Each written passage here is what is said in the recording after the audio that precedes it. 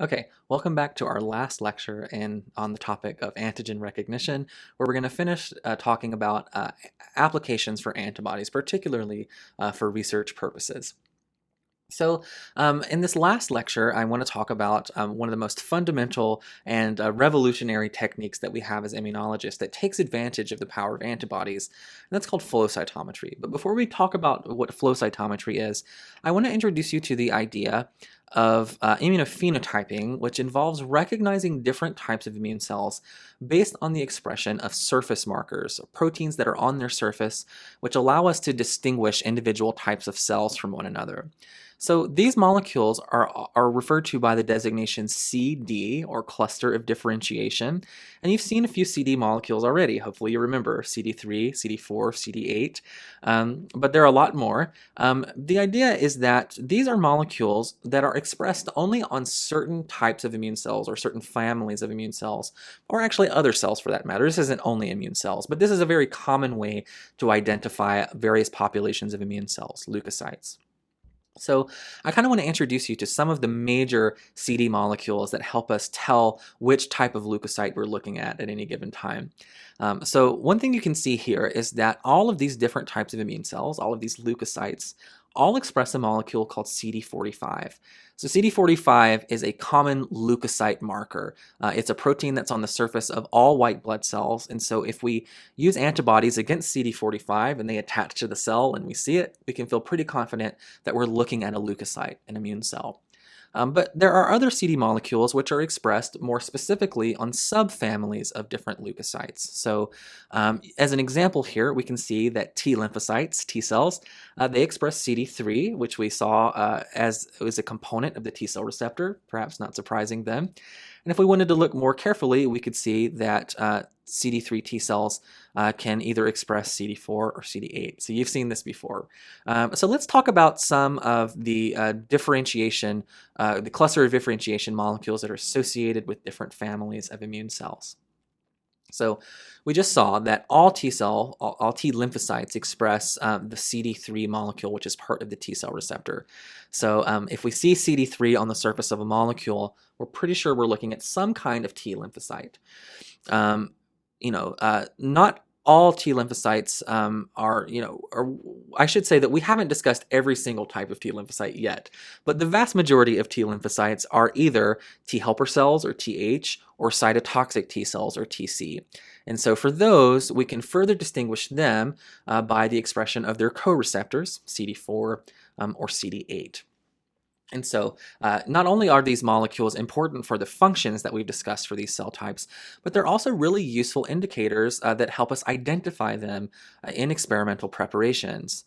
So remember that CD4 and CD8 are the co-receptors, and so they're unique molecules to these cell types for that reason. So these are common molecules to identify T cells in different preparations. Maybe we want to look at other types of cells. They have their own CD molecules. So for example, myeloid cells as a family generally express a molecule called CD11b. So you can kind of see this on the surface of all these cells. Monocytes, dendritic cells of the myeloid lineage, neutrophils, these are all myeloid cells.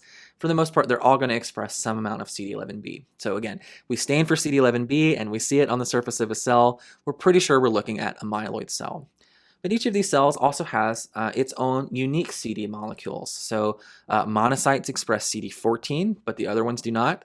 Dendritic cells express CD11c uniquely. Neutrophils express CD15, for example. So we can use these molecules if we want to further subcategorize the cells in our experiment into individual populations of immune cells. And often that's exactly what we want to do. So I keep saying that we might stain these with antibodies. Well, we can certainly do that in the traditional way and look at them under the microscope. And you can see examples of this here. If we stain T cells with CD3, they stain very nicely. As you can see, T cells are just little round cells. And so they have a very characteristic appearance. These other pictures are a little bit more zoomed out, but in general, B cells look pretty similar. If we stain B cells, or we stain a marker that's associated with B cells called CD19, you can see them. They look pretty similar to T cells. Versus our myeloid cells, which are stained with CD11b, and in particular dendritic cells, which stain with CD11c, we can see nicely their morphology. If you remember, dendritic cells have those dendrite-like extensions on their surfaces that help them to sample their environment for antigens. You can see that pretty nicely if you stain for CD11C. So if we want to look at immune cells under the microscope, the different CD molecules on their surface are great antigenic targets to use to target with specific antibodies which recognize those CD molecules and allow us to do either direct or indirect immunofluorescence. However, there are a lot of limitations to doing microscopy in order to study cells. Microscopy can tell us a lot, but it's fairly limited, right? We can only fit so many cells under the microscope at a time, and pictures are kind of hard to analyze in a quantitative way. There are a lot of limitations. So what I wanted to close out this unit with was a discussion of another application for antibodies, which allows us to overcome a lot of these limitations as we study immune cells and especially their functions.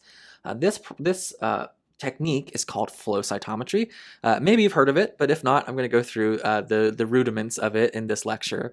So flow cytometry is a technique which allows us to do several things using antibodies. One, it allows us to identify which specific types of cells are in some kind of sample that we have. How many of them are there? It's a very quantitative technique compared to microscopy. And another thing it can tell us is what are the functionalities of the cell types in our samples? Are they activated? Are they proliferating? Are they doing their effector functions, etc.? So how do we tell all of these things? Let's talk about it. Well, flow cytometry, we usually start with some population of cells. This might be a tissue, like a secondary lymphoid organ that we've ground up, or for example, in my lab, it might be the brain. We study neuroinflammation, or it could be cells in culture. It could be anything. But we want to make a single cell suspension, importantly, from whatever sample we're starting with. And that single cell suspension is going to contain probably a lot of different cell types: B cells, T cells, fibroblasts. All the non-immune cells are also going to be there, depending on the tissue that we looked at. But once we make a single cell suspension, we're going to treat that single cell suspension with a cocktail of different antibodies against the various CD molecules that we're interested in probing. So we're going to use antibodies that are going to recognize the specific cell types that we want to study, and those antibodies are going to be conjugated to fluorophores. So this is direct immunofluorescence, which we talked about last time. Now, for various reasons, we tend to use direct immunofluorescence with flow cytometry, although we can do indirect immunofluorescence, and sometimes we do. But for reasons I won't get into, direct is often enough, just because flow cytometry tends to be a more sensitive technique. But regardless, we're going to use direct immunofluorescence. The fluorophore is conjugated directly to the antibody, and so the antibodies then are going to stick to the cells that express the antigens that those antibodies are raised against. And so now we have a stained sample. All of our cells are labeled with whichever antibodies we've added to the sample. So now we're going to take that stained sample and see what kind of cells we have. So to do that, we're going to run it on a machine called a flow cytometer. So flow means, liquid is moving. That's literally what the flow comes from. So it's a microfluidics system. A cytometer is literally just, so cyto is a prefix meaning cell, meter, it's counting something. And so a cytometer counts cells, although it can do other things. So you can see here in the fluidics chamber, we basically pushed fluid through a very narrow tube. The tube is so narrow that only a single cell can fit through it at a time. And so what happens is, as the single cells flow through the chamber, we shine a laser on them, basically, which excites whichever fluorophores are associated with any antibodies that are attached to their surface. Those antibodies then are going to emit light, and the specific wavelengths of lights that they emit tell us which antibodies were attached to them. All the antibodies that we use are going to have different fluorophores, so they're going to have different colors associated with them.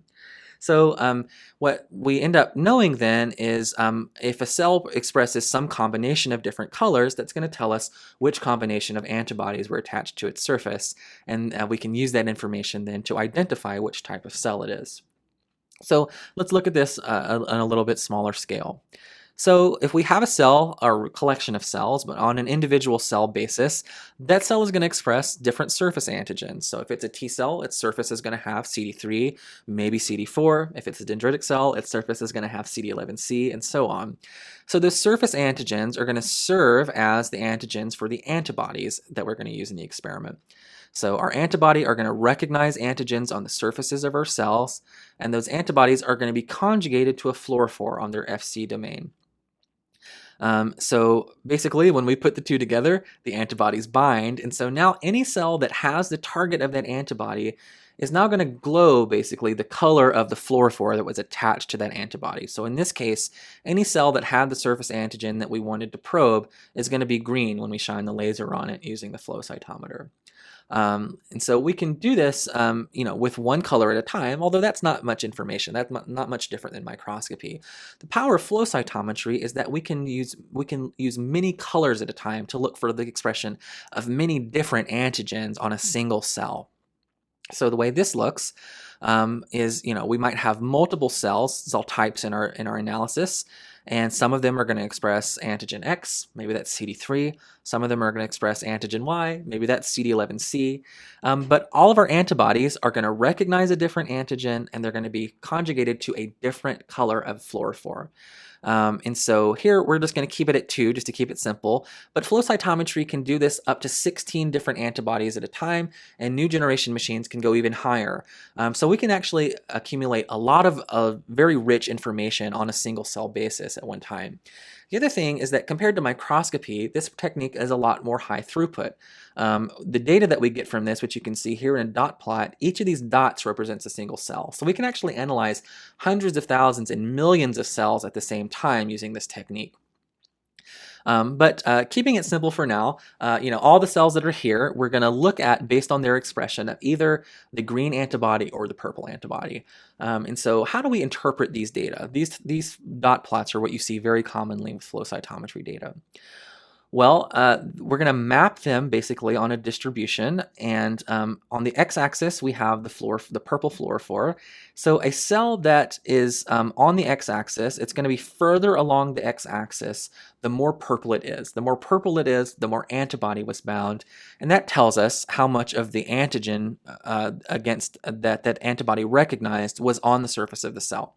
So here, the more purple the cell is, the more antigen Y it had on its surface.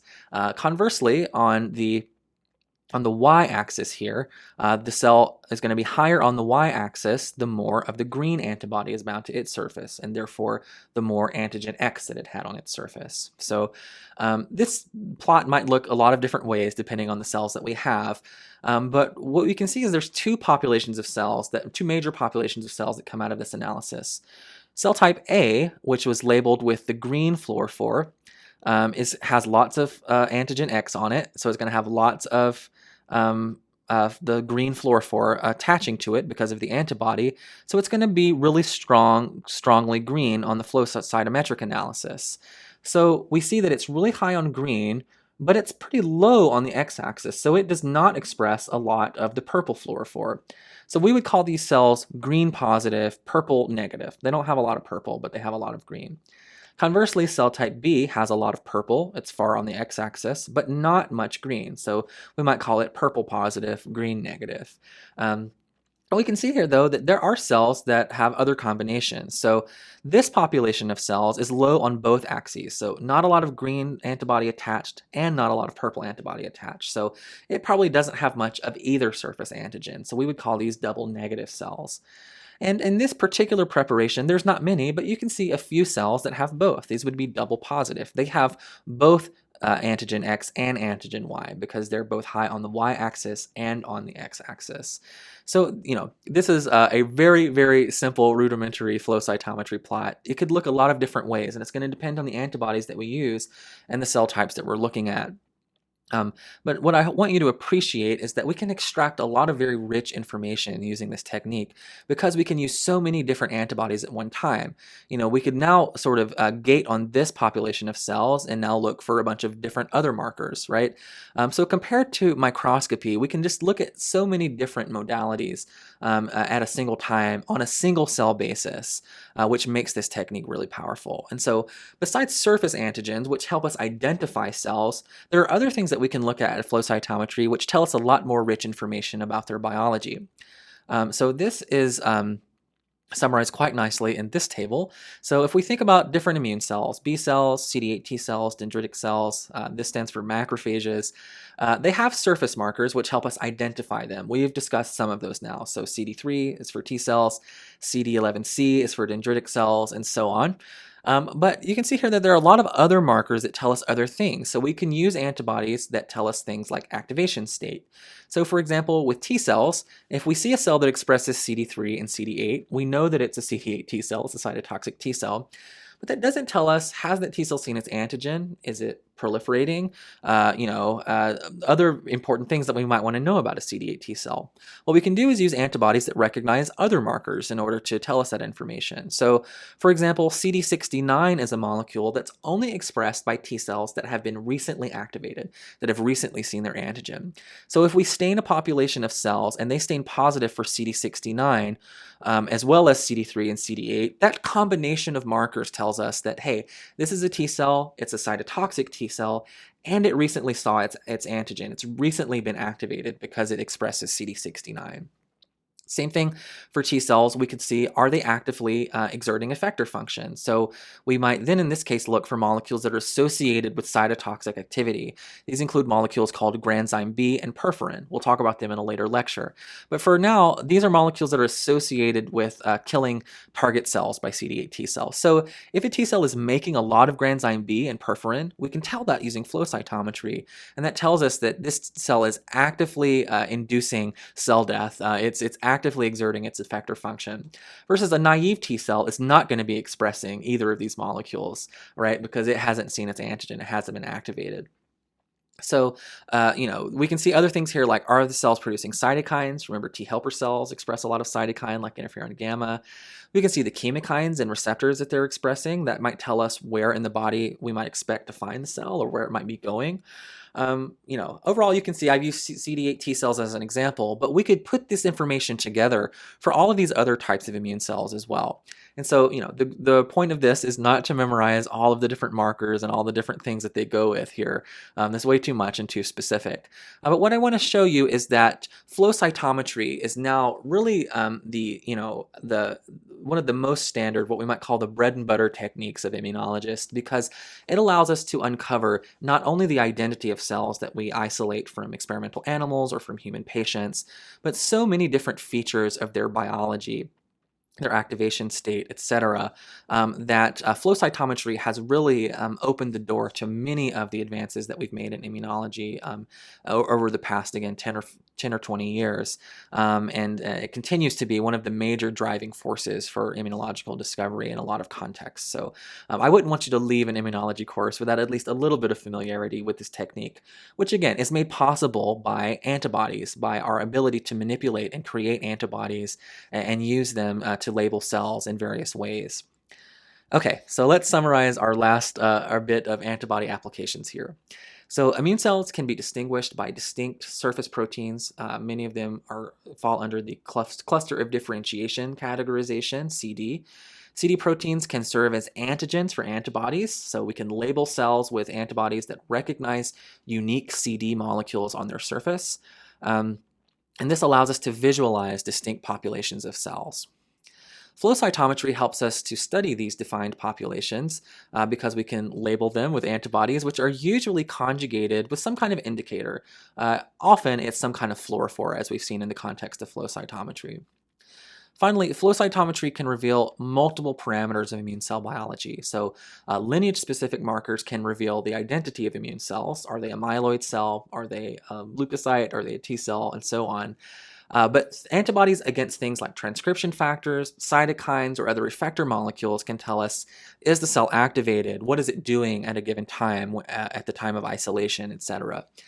And so for that reason, flow cytometry is really one of the most powerful tools that we have in our toolkit for studying immune cells and the immune system writ large. Okay, so that concludes our discussion of antigen recognition. We spent quite a bit of time talking about the various ways that we recognize antigen kind of on the molecular level and ways that we can adapt that understanding of that biology for therapeutic and research applications. In the next module, we're going to talk a little bit more about the process of antigen presentation and antigen recognition, as well as the various different ways that immunological signals are mediated downstream of that process. So I'll see you next week.